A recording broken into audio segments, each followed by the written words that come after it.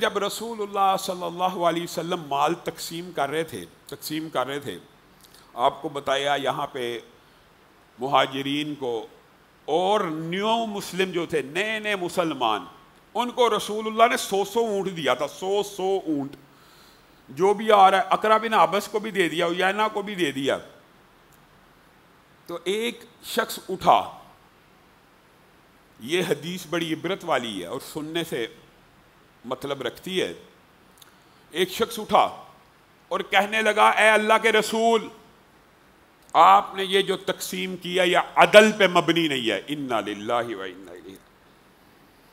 رسول اللہ صلی اللہ علیہ وسلم خاموش ہوئے کچھ دیر اور پھر جواب دیا, اگر اس دھرتی کی پشت کے اوپر میں محمد صلی اللہ علیہ وسلم عدل کرنے والا نہیں تو کوئی عدل کرنے والا نہیں. اگر میں نے ہی عدل نہیں کرنا, اگر میں ہی عادل نہیں ہوں تو پھر کون عادل ہے؟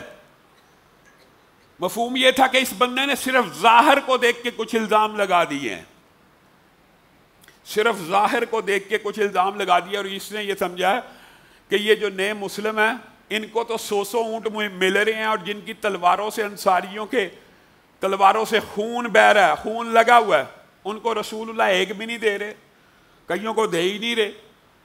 تو وہ بطور ان کا نمائندہ اور وکیل بن کے آگے بڑھ کے اس نے جسارت کی اور رسول اللہ صلی اللہ علیہ وسلم کے اوپر یہ حرف کہہ دی اور رسول اللہ کی بد دعا کا مستحق بھی ہو گیا. رسول اللہ نے کہا یہ جو شخص جا رہا ہے نا, اس کی نسل میں سے ایسے لوگ پیدا ہوں گے جن کو ہم کیا کہتے ہیں, خوارج,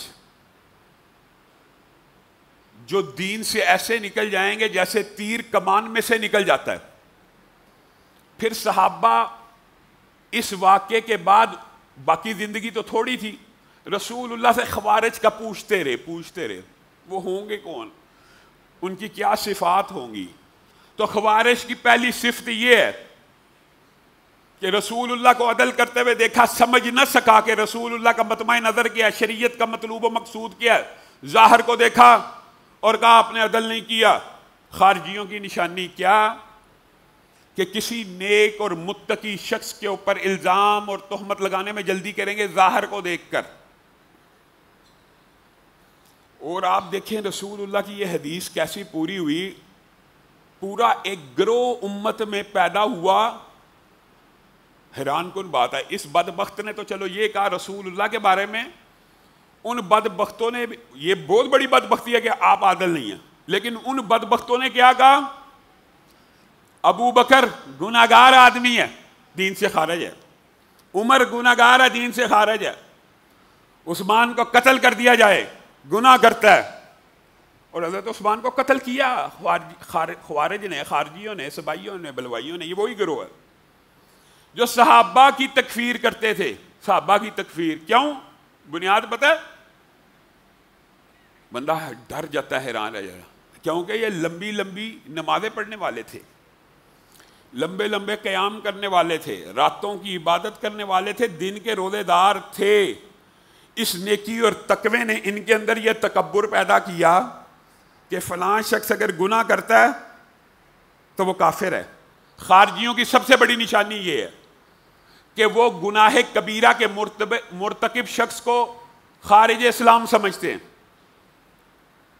بات سمجھ آ رہی ہے؟ گناہ ہو جانا انسانی فطرت ہے. کسی بندے کا گناہ پتہ لگ گیا, اس نے جھوٹ بولا ہے, اور یار یہ تو لعنتی ہے, جھوٹا ہے, اس کے اوپر اللہ کی لعنت ہے, یہ دین اسلام سے خارج ہے, اس کو خارجی کہتے ہیں. یعنی کوئی خارجی وہ لوگ نہیں تھے جو بے دین ہو, خارجی عبادت گزار تھے, متقی تھے, پرہیزگار تھے, اور اپنے آپ کو صحابہ سے بھی زیادہ متقی سمجھتے تھے. حتیٰ کہ رسول اللہ صلی اللہ علیہ وسلم نے فرمایا تھا اس امت کا بدبخت ترین انسان وہ ہے جس کے ہاتھوں سیدنا علی شہید ہوں گے. اس طرح جس طرح اونٹنی کا قاتل اس امت کا بدترین شخص تھا, سیدنا علی کو شہید کرنے والا کون تھا؟ متقی, خارجی. اور حضرت علی کو کیوں قتل کیا؟ یہ امت میں جی فتنہ ہے, اس کی وجہ سے لڑائیاں پھیلی ہوئی ہیں, اس کو ختم کر دو, امت متفق ہو جائے گی. یہ خوارج ہیں, خوارج ہی ہیں. آپ ان کو کبھی یہ الزام نہیں دے سکتے.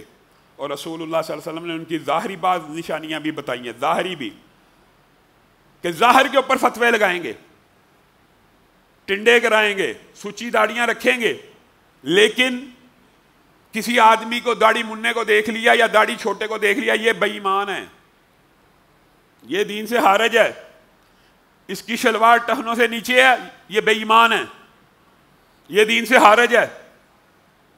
یہ فتوے خوارج کے ہیں. اسلام اس سے ایک اعتدال کا دین ہے، اور یہ سبق سکھاتا بھائی آپ نے داڑھی رکھی نہیں ہوئی، یہ 1,24,000 انبیاء کی سنت ہے. اللہ کے لیے داڑھی رکھنی ہے، آپ داڑھی رکھ لیجیے، آپ گناہ کر رہے ہیں. یہ نہیں کہا تو داڑھی نہیں رکھتا تو کافر ہے، بے ایمان ہے، یہ نہیں کہنا. تو داڑھی رکھ، انداز فرق ہونا چاہیے. تو رسول اللہ صلی اللہ علیہ وسلم نے اس شخص کو دیکھ کے مخاطب ہو کے کہا اس کی نسل میں یہ بدبخت لوگ بھی پیدا ہوں گے، اور یہی ہیں وہ خوارج اور خارجیوں نے جو امت کے اندر فتنہ ڈالا، وہ آپ کے سامنے ہے. اور ایک بات یاد رکھیے گا، فیہ باغیہ کی جو حدیث 28-12 مرزا جہلمی آپ لوگوں کے سامنے پیش کرتا کہ عمار کو ایک فیہ باغیہ قتل کرے گا، اور عمار انہیں جنت کی طرف بلاتے ہوں گے، وہ انہیں جہنم کی طرف بلاتا ہوگا. اس سے مراد وہ جہنم کی طرف بلانے والا گروہ خبیث بدبخت کیا لیتا ہے؟ سیدنا امیر معاویہ کا، طلحہ و زبیر کا، امی عائشہ کا.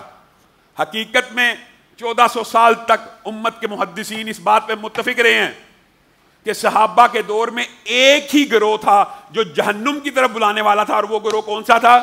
خارجیوں کا گروہ تھا. بس صحابہ کے دور میں صرف ایک گروہ جہنمیوں کی طرف بلانے والا، باقی سارے صحابہ جنت کی طرف بلانے والے تھے. امی عائشہ کا، طلحہ زبیر کا، سیدنا امیر معاویہ کا، سیدنا علی کا عقیدے کا، اسلام کے قوانین کا، اراکین کا کوئی اختلاف موجود.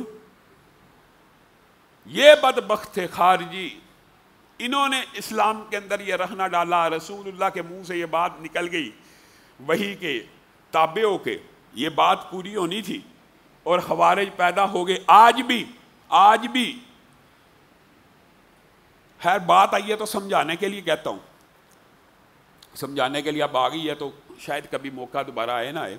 امام بخاری کے اوپر ایک اعتراض یہ کیا جاتا ہے، یہ بات ذرا سمجھنے کی ضرورت ہے. ہم اہل حدیث ہیں، حدیث کو مانتے ہیں، رسول اللہ کی زبان سے نکلی ہوئی بات کو وہی مانتے ہیں، قرآن جیسا مانتے ہیں. امام بخاری کے اوپر ایک اعتراض یہ کیا جاتا ہے، امام بخاری نے جی ان خارجیوں سے حدیثیں لی ہیں، خوارج سے. یہ خوارج تھے، خوارج کے سردار تھے، اور امام بخاری ان سے حدیثیں لیتے تھے. یہ 4 حدیثیں جی امام بخاری نے لی ہے. آپ کہتے ہو امام بخاری کی کتاب میں ایک حدیث ضعیف نہیں ہے، امام بخاری نے ان سے حدیثیں کیوں لی ہیں؟ جو ان کی حدیثیں ہوں گی وہ ضعیف ہیں. اللہ کے بندو، امام بخاری نے جب خوارج سے حدیثیں لی ہیں اس کی وجہ بھی بیان کی ہے کہ یہ خوارج ایسے بدبخت ہیں کہ جھوٹ بولنے کو کفر سمجھتے ہیں. سمجھیں بات، گناہ کبیرہ کے مرتکب کو کافر سمجھتے ہیں. جو لوگوں کے بارے میں یہ گمان کرتا ہے اس نے جھوٹ بولا یہ کافر ہو گیا، کیا وہ رسول اللہ پہ جھوٹ بولے گا؟ نہیں بولے گا. تو امام بخاری نے صرف اس باب میں 4 حدیثیں لی ہیں. لوگوں کو بات سمجھ نہیں آتی، بھائی اعتراض کر دیا. یہ اعتراض آپ ویسے جنرل سنیں گے نا، آپ کے ذہن میں ایسے شکوک و شبہات آئیں گے، جی بخاری کے اندر خارجیوں کی حدیثیں موجود ہیں. لو جی وہابیوں نے تو بخاری کو قرآن بنایا ہوا ہے، اور وہ جی ایسا سمجھتے ہیں جی ایک حدیث ضعیف نہیں، ایک حدیث ضعیف نہیں ہے بخاری شریف میں جس کی سند رسول اللہ تک جاتی ہے، ایک حدیث ضعیف نہیں ہے، ایک بھی. خوارج سے یہ حدیثیں کیوں ہیں؟